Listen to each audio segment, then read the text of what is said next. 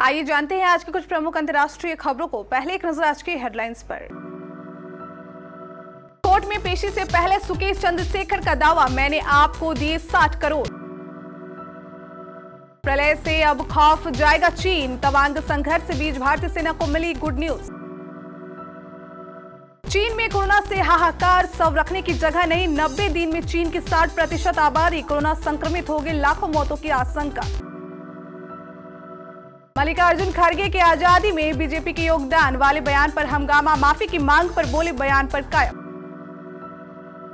पति की हत्या कर शव के साथ सो गई पत्नी, बच्चों से बोली पापा को जगाना मत। सरकार पैसे से पार्टी का एड, दिल्ली एलजी ने दिया आम आदमी पार्टी से 97 करोड़ वसूलने का आदेश। आरजेडी ने कहा छपरा में 200 लोग मरे, नीतीश कुमार की जीत के आगे हम लोग कुछ नहीं कर सकते। पाकिस्तान के सुरक्षा बलों ने तालिबान आतंकवादियों से बंधकों को मुफ्त कराने के लिए शुरू किया अभियान। शिकार बनो या शिकार करो, तब्बू और अर्जुन के जबरदस्त डायलॉग्स के साथ कुत्ते का ट्रेलर। और टीम इंडिया को झटका, दूसरे टेस्ट से भी रोहित शर्मा बाहर, ये प्लेयर्स भी हुआ चोटिल। महाठग सुकेश चंद्रशेखर की आज मनी लॉन्ड्रिंग के मामले में पटियाला कोर्ट में पेशी हुई है। अभिनेत्री जैकलीन फर्नांडीज भी आज कोर्ट में पेशी के लिए पहुंची थी, जहां दोनों का आमना सामना हुआ। वहीं सुकेश से जब मीडिया ने सवाल किया तो उन्होंने दावा करते हुए ये कहा कि उसने आम आदमी पार्टी को 60 करोड़ रुपए दिए हैं। दरअसल 200 करोड़ की मनी लॉन्ड्रिंग के मामले में सुकेश चंद्रशेखर आज पटियाला हाउस कोर्ट पेशी के लिए पहुंचे। जैकलीन और सुकेश कोर्ट में आमने सामने थे। इससे पहले तक सुकेश वीडियो कॉन्फ्रेंसिंग के जरिए ही पेश होते रहे हैं। सुनवाई के दौरान ईडी की तरफ से पेश वकील ने कहा कि इस मामले का सुकेश मास्टरमाइंड है। ईडी के वकील ने कोर्ट को इस मामले की पुरानी कहानी बताते हुए कहा कि सुकेश के पास से तिहाड़ में कई मोबाइल भी मिले थे। चीन के साथ चल रहे संघर्ष के बीच भारतीय सशस्त्र बल को प्रलय बैलिस्टिक मिसाइल मिलने जा रही है, जो 150 से 500 किलोमीटर तक लक्ष्य को मार सकती है। रक्षा सूत्रों ने बताया कि भारतीय रक्षा बलों द्वारा पेश किया गया प्रस्ताव एक उन्नत चरण में है। इस सप्ताह एक उच्च स्तरीय बैठक के दौरान इसे मंजूरी के लिए लिया जाना है। यह प्रस्ताव इसलिए भी महत्वपूर्ण है क्योंकि यह ऐसे समय में आया है जब भारतीय सेना एक रॉकेट फोर्स के निर्माण पर काम कर रही है, जिसकी रक्षा मंत्रालय में उच्चतम स्तर पर चर्चा हो रही है। हाल ही में नौसेना प्रमुख एडमिरल आर हरि कुमार ने कहा कि दिवंगत जनरल बिपिन रावत सीमा पर दुश्मनों का मुकाबला करने के लिए एक रॉकेट बल के निर्माण पर काम कर रहे थे। चीन में कोरोना प्रतिबंधों में ढील के बाद वहां संक्रमण की रफ्तार तेजी से बढ़ रही है। जीरो कोविड पॉलिसी खत्म होने के बाद केसेज में भारी इजाफा हो रहा है। हालात इतने गंभीर हैं कि अस्पतालों के सभी बेड भरे हैं, दवाएं नहीं है, जहां है भी वहां लंबी लाइन लगानी पड़ रही है। बीजिंग में शमशानों में 24 घंटे अंतिम संस्कार किए जा रहे हैं। हालात इतने बदतर हो चुके हैं कि अंतिम संस्कार के लिए वेटिंग 2000 तक पहुंच गई है। एक्सपर्ट्स का कहना है कि चीन में कोरोना केस दिनों नहीं बल्कि घंटों में दोगुने हो रहे हैं। अमेरिकी साइंटिस्ट और महामारी विशेषज्ञ एरिक फैगल डिंग ने सोशल मीडिया पर चीन के चौंकाने वाले वीडियो शेयर किए हैं। इनमें अस्पतालों, शमशानों और मेडिकल स्टोर्स के हालात चिंताजनक दिखाई पड़ रहे हैं। उन्होंने कोरोना पर बड़ी चेतावनी देते हुए कहा कि 90 दिन में चीन की 60% आबादी और दुनिया के 10% लोग कोरोना से संक्रमित होंगे। करीब 10 लाख मौतों की आशंका है। आज संसद के सत्र में कांग्रेस अध्यक्ष मल्लिकार्जुन खड़गे का बयान पर संसद में जमकर हंगामा हो रहा है।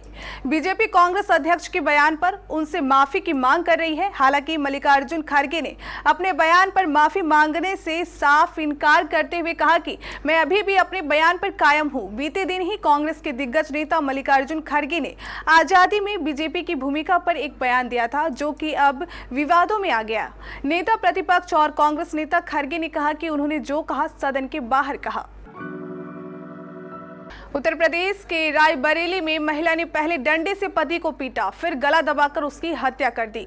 जानकारी के मुताबिक महिला का पति शराब पीने की आदी था और उसके साथ मारपीट करता था। रोज रोज की बेइज्जती से तंग आकर उसने अपने पति को मौत के घाट उतार दिया। पुलिस ने महिला को गिरफ्तार कर न्यायिक हिरासत में भेज दिया है। मृतक की पत्नी अन्नू ब्यूटी पार्लर चलाकर बच्चों का पालन पोषण करती थी। यह घटना बछरावा थाना क्षेत्र के अंतर्गत सेहगो पश्चिम गाँव की है। 15 दिसंबर को अतुल देर रात शराब पी कर आया और पत्नी को पीटने लगा। इसी बीच अन्नू ने मौका पाकर पलंग की पाया उठाया और उसके सिर पर मार दिया, जिससे वह बेहोश हो गया। फिर गला दबाकर उसे मौत के घाट उतार दिया। दिल्ली एलजी वीके सक्सेना ने राजनीतिक विज्ञापनों को सरकारी विज्ञापन के रूप में प्रकाशित करने के लिए आपसे 97 करोड़ रुपए की वसूली का आदेश दिया है। एलजी ने इस भुगतान के लिए दिल्ली की आप सरकार को 15 दिनों का समय दिया है। दिल्ली के एलजी वीके सक्सेना का यह आदेश सुप्रीम कोर्ट द्वारा दिए गए साल 2015 के आदेश, दिल्ली हाईकोर्ट द्वारा दिए गए साल 2016 के आदेश और 2016 के ही CCRGA के आदेश के मद्देनजर आया है। आरोप है कि दिल्ली के आम आदमी पार्टी सरकार द्वारा इन आदेशों का उल्लंघन किया जा रहा है।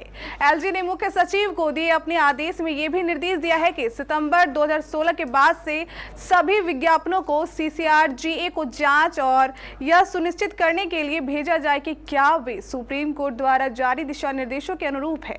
ऐसे में एलजी ने उक्त अवैध कमेटी के कामकाज में खर्च की गई राशि को भी वसूल करने की मांग की है।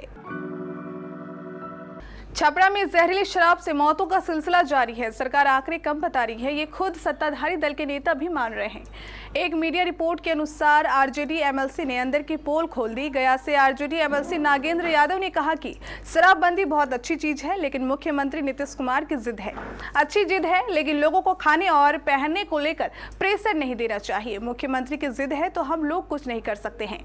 सरकार की पोल खोलने के साथ ही स्टिंग ऑपरेशन में आरजेडी एमएलसी ने यह भी बता दिया कि बिहार में कैसे शराब बनाई जा रही है। नागेंद्र यादव ने कहा कि बिहार में जो शराब बनती है उसमें स्प्रिट का इस्तेमाल होता है। पाकिस्तान के अशांत खैबर पख्तूनख्वा प्रांत के बन्नू छावनी जिले में तालिबान आतंकवादियों ने केंद्र पर कब्जा कर लिया है। इसके साथ ही कुछ लोगों को तालिबानियों ने बंधक भी बना लिया है। बंधक बनाए गए लोगों की सुरक्षित छुड़ाने के लिए पाकिस्तान के सुरक्षा बलों ने मंगलवार को एक बड़ा अभियान शुरू किया। बता दें कि आतंकवाद रोधी विभाग ने रविवार को कुछ आतंकवादियों को गिरफ्तार किया था और उनसे पुलिस थाने में पूछताछ की जा रही थी। इसी दौरान एक आतंकवादी ने पुलिसकर्मी से AK-47 छीनकर गोलियां चलानी शुरू कर दी। पुलिसकर्मियों पर गोलियां चलाते हुए आतंकवादी ने इमारत में रखे गए अन्य आतंकवादियों को मुक्त करा लिया। उनके आजाद होते ही उन्होंने परिसर को अपने कब्जे में लिया और फिर कई पुलिस कर्मियों को बंधक बना लिया। टीटीपी अपने कैदियों को अफगानिस्तान भेजने के लिए सुरक्षित मार्ग की मांग पर अड़े हुए हैं। हाल ही में मोस्ट अवेटेड फिल्म कुत्ते का ट्रेलर रिलीज हो गया है। अर्जुन कपूर, तब्बू, कोंकणा सेन शर्मा, राधिका मदान जैसे सितारों से सजी क्राइम थ्रिलर 13 जनवरी को रिलीज होने जा रही है। फिल्म का टाइटल जितना हटकर है इसका ट्रेलर उतना ही मजेदार है। ट्रेलर की शुरुआत और इसका अंत आपको हंसा जरूर देगा। डार्क ह्यूमर को दिखाते इस फिल्म में कई दिग्गज फिल्मी हस्तियां जैसे कुमुद मिश्रा, सरदुल भारद्वाज और नसीरुद्दीन शाह जैसे सितारे शामिल हैं। कुछ देर पहले ही मेकर्स ने इस फिल्म का ट्रेलर दर्शकों के सामने पेश किया है। इस ट्रेलर को देखने के बाद एक बात तो साफ हो गई है कि एकदम देसी टच को देते हुए ये मूवी बनाई है, जिसमें जमकर गोलियां सुनाई देगी। फिल्म कुत्ते का ट्रेलर इस बात की गवाही भी दे रहा है कि यह कहानी एकदम देसी होगी, जिसमें सभी पैसों के पीछे भागते दिखाई देंगे। बांग्लादेश के खिलाफ दूसरे टेस्ट मैच से पहले टीम इंडिया को बड़ा झटका लगा है। रेगुलर कप्तान रोहित शर्मा और तेज गेंदबाज नवदीप सैनी दूसरे टेस्ट मैच से बाहर हो गए हैं। ये मैच 22 दिसंबर को शुरू होना है। चोट की वजह से रोहित शर्मा पहला मैच भी नहीं खेल पाए थे।